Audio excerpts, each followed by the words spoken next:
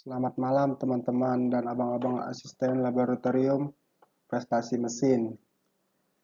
Izinkan saya untuk mempresentasikan modul kompresor torak, yang dimana di dalam modul kompresor torak ini memiliki beberapa kelompok, dan saya sendiri itu masuk kelompok satu, yang dimana kelompok satu ini ada itu yang pertama Farizal, yang kedua itu Franciscus, yang ketiga itu Jeffrey Damesta.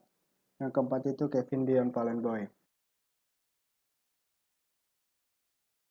Nah, sebelum kita lanjut, di dalam modul kompresor torak ini saya akan menjelaskan pokok pembahasannya, yang dimana saya akan yang pertama itu sejarah dan perkembangan kompresor torak, yang pertama. Yang kedua itu pengertian kompresor torak. Yang ketiga itu klarifikasi kompresor torak. Yang keempat itu bagian-bagian kompresor torak. Yang kelima itu prinsip kerja kompresor torak. Yang keenam itu pengaplikasian kompresor torak.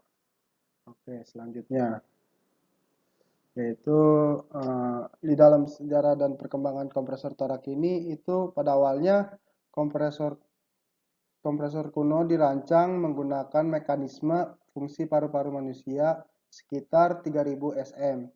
Karena permintaan untuk kompresor udara yang lebih kuat meningkat, komponen pneumatik yang efektif harus diciptakan untuk memenuhi kebutuhan yang terus meningkat. Sistem kompresor udara yang lebih canggih ditemukan pada 1500 sm dan diberi nama bellow. Perangkat ini awalnya dioperasikan menggunakan tangan dan kemudian dikontrol dengan berjalan kaki. Meskipun kompresor udara semiaton lebih efektif daripada bellow, namun kemudian digunakan oleh kompresor udara blasting yang dirancang pada tahun 1776 oleh Wilkinson. Hal tersebut lebih maju dari versi sebelumnya dan diyakini sebagai pola dasar dari sistem kompresor udara. Kemudian perlu dicatat bahwa kompresor udara digunakan untuk berbagai keperluan di masa lalu, mulai dari pengerjaan logam, ventilasi, dan digunakan untuk berbagai keperluan di masa lalu. Dan pembuatan logam antara lain. Misalnya, sistem kompresor udara memainkan peran besar selama pembangunan sistem kereta api Prancis, Itali pada tahun 1857. Pengertian kompresor torak. Kompresor torak adalah suatu mesin yang berfungsi untuk memanfaatkan udara dengan meningkatkan tekanannya dan mengurangi volumenya. Dan ini contoh kompresor yang ada di tambal ban. Bagian-bagian kompresor torak itu yang pertama itu ada kerangka, yang dimana kerangka adalah untuk mendukung seluruh beban dan berfungsi juga sebagai tempat kedudukan bantalan poros engkol, silinder, dan tempat penampungan minyak pelumas. Yang kedua itu peros engkol, yang dimana berfungsi mengubah gerak berputar menjadi gerak lurus bolak-balik.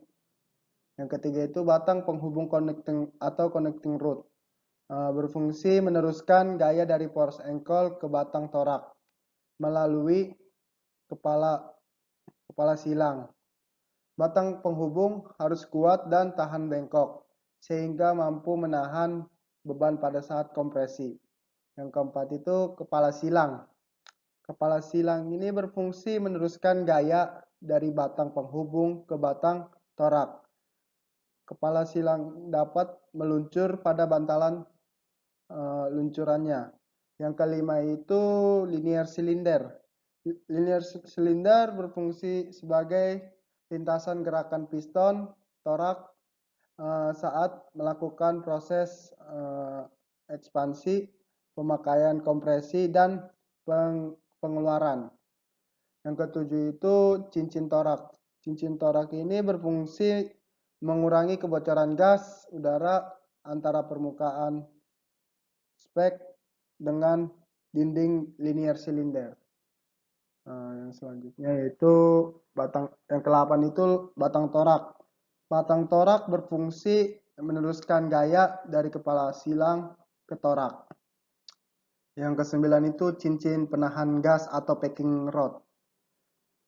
Yang berfungsi menahan kebocoran gas akibat celah antara bagian yang bergerak dengan bagian yang diam. Yang ke-10, torak atau piston. Sebagai elemen yang menghandle gas atau udara pada proses permukaannya. Selanjutnya yaitu klasifikasi kompresor torak. Klasifikasi kompresor torak berdasarkan alat rasio tekanan. Yang pertama, kompresor.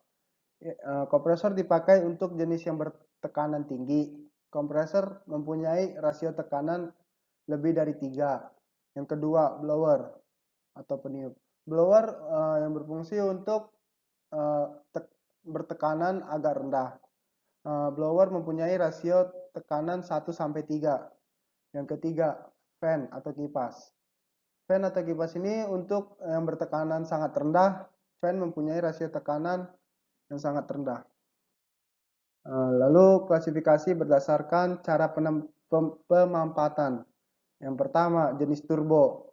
Menaikkan tekanan dan kecepatan gas dengan gaya sentrifugal yang ditimbulkan oleh impeller atau dengan gaya angkat yang ditimbulkan oleh sudu yang dibedakan dalam arah aliran udara. Kompresor aksial dan kompresor sentrifugal. Yang kedua, jenis perpindahan. Menaikkan tekanan dengan memperkecil atau memampatkan volume gas yang dihisap ke dalam silinder oleh torak atau sudu. Kompresor torak dibagi menjadi yang pertama itu jenis putar dan bolak-balik. Kompresor putar dibagi menjadi jenis. Selanjutnya saya akan menjelaskan prinsip kerja kompresor torak. Prinsip kerja kompresor torak ini adalah satu kesatuan yang saling mendukung, sehingga kompresor dapat bekerja dengan maksimal.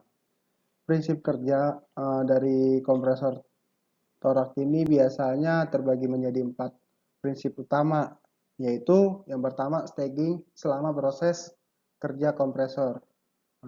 Suhu dari mesin kompresor menjadi tinggi dan meningkat sesuai dengan tekanan yang terdapat dalam kompresor tersebut. Sistem ini lebih dikenal dengan nama polytropic compression, yang dimana jumlah tekanannya itu terdapat pada kompresor juga meningkat sekitar 17.000 yang dimana peningkatannya itu dari suhu kompresor itu sendiri. Yang kedua itu intercooling, pengendali panas, atau yang lebih dikenal dengan intercooler. Intercooler merupakan salah satu langkah penting dalam proses kompresi udara.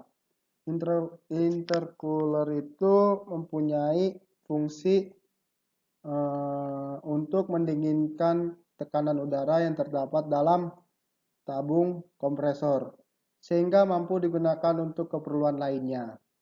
Yang ketiga itu kompresor displacement. Kompresor displacement adalah sama dengan jumlah tekanan udara yang dapat ditampung oleh tabung penyimpanan kompresor. Kapasitas sesungguhnya dari kompresor sesungguhnya itu dapat mengalami penurunan kapasitas. Yang keempat itu specific energy consumption, yang dimana specific energy consumption itu memiliki tenaga yang digunakan untuk kompresor melakukan kompresi udara dalam setiap unit kapasitas kompresor. Biasanya specific energy consumption pada kompresor ini dilambangkan dengan satuan bhp per 100 cfm. Nah, lalu selanjutnya itu pengaplikasian kompresor torak. Nah, yang saya ambil ini pengaplikasian kompresor torak di bidang industri. Yang pertama itu kompresor dinamik, yang kedua itu kompresor sentrifugal, yang ketiga itu kompresor aksial.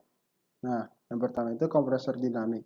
Kompresor dinamik ini merupakan mesin aliran udara yang berputar secara kontinu dengan menggunakan suatu elemen yang berputar dengan cepat sehingga menghasilkan gaya sentrifugal yang arahnya keluar. Membuat udara tersebut akan memampatkan sehingga tekanannya akan naik. Lalu yang kedua itu kompresor sentrifugal. Kompresor sentrifugal ini menghasilkan tekanan yang tinggi melalui perputaran impeller dengan kecepatan tinggi ekspansi udara yang masuk menyebabkan pertambahan massa. Dengan adanya pembebanan penampang pada diffuser yang menyebabkan tekanan menjadi tinggi. Yang ketiga itu kompresor aksial. Nah, kompresor aksial ini merupakan aliran udara paralel terhadap sumbu putar. Kompresor ini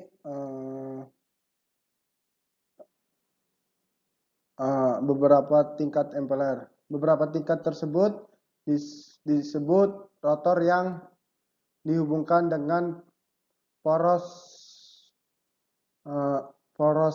sentral yang berputar dengan kecepatan tinggi. Lalu, oke. Mungkin yang saya presentasikan pada malam hari ini cukup sampai sini. Sekian dan terima kasih.